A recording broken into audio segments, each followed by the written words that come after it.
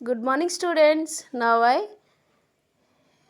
discuss about microbiology and pathology. Students చాలామంది అడిగారు microbiology and pathology first years paper పెట్టండి madam అని. Okay, వారి కొరకు ఈ పేపర్ పెడుతున్నాను. ఓకే, సెక్షన్ ఏ వచ్చేసి అన్ని క్వశ్చన్స్ రాయాల్సి ఉంటుంది. మొత్తం 10x20. Each question carry 20 marks, 2 marks. Okay, 10x2 20 marks. All questions you can write. Okay, మొత్తం మీరు రాయాల్సి ఉంటుంది. This is the section A.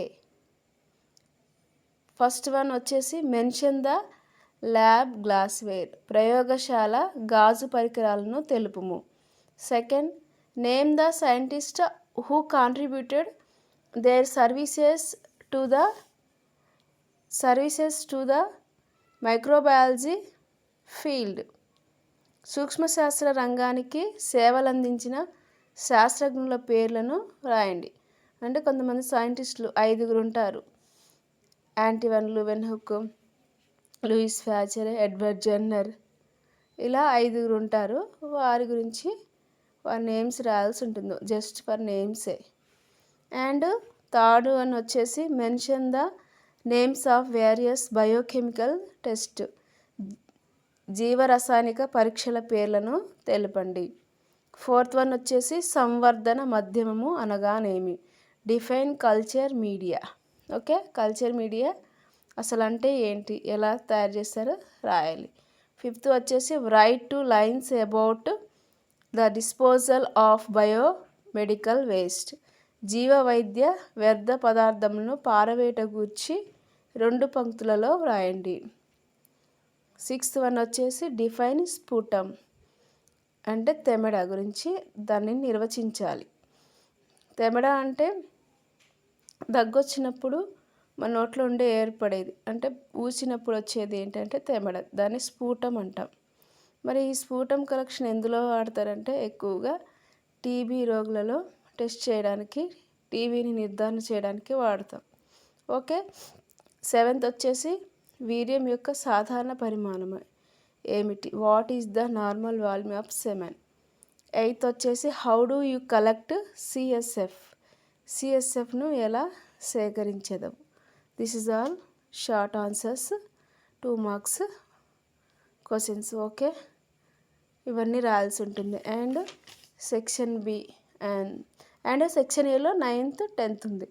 What is an యాంటీకోయాగ్యులెంట్,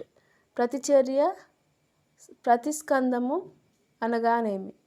and what are the uses of glassware, గాజు ఫలకాల మరియు కవర్ స్లిప్స్ని ఉపయోగాలు ఏంటి రాయాలి. ఓకే, సెక్షన్ బి వచ్చేసి 8 క్వశ్చన్స్ ఉంటాయి, 11 to 18. 8 క్వశ్చన్స్లో only 5 you can done. Okay, 5 మాత్రమే రాయాల్సి ఉంటుంది.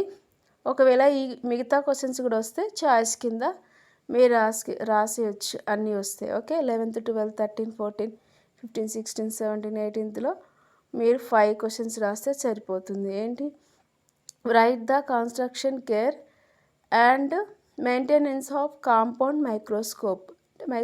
మైక్రోస్కోప్ గురించి అసలు దాని స్ట్రక్చర్ ఏంటి, దాని అది ఎందుకు ఉపయోగపడుతుందో రాయాలి దాని గురించి. ఓకే, ఎందుకు మైక్రోస్కోప్ ఎందుకు యూజ్ చేస్తామంటే you can see micro organisms, no we cannot see with eyes కదా, only we can see with microscope.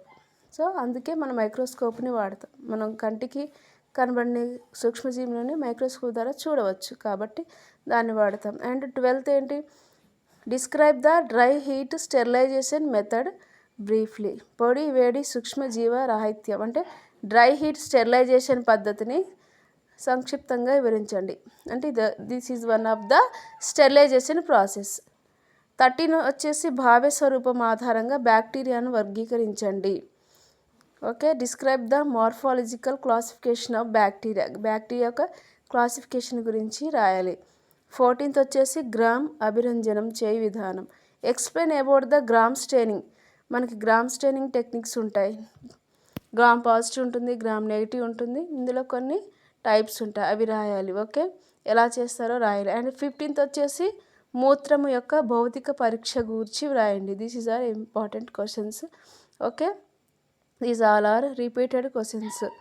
Okay, and 17th వచ్చేసి ఏంటి, how do you determine ESR by western method. Okay, దాని గురించి రాయాలి. 18th వచ్చేసి haemoglobin, సహ్లీస్ ఆమ్ల హెమటిన్ పద్ధతి నీవెలా అంచనా వేయదువు. How do you estimate haemoglobin by Sahli's acid haematin method. Okay, ఈ క్వశ్చన్స్ అన్ని మీరు రాయాల్సి ఉంటుంది. ఇందులో 5 మాత్రమే రాయాల్సి ఉంటుంది.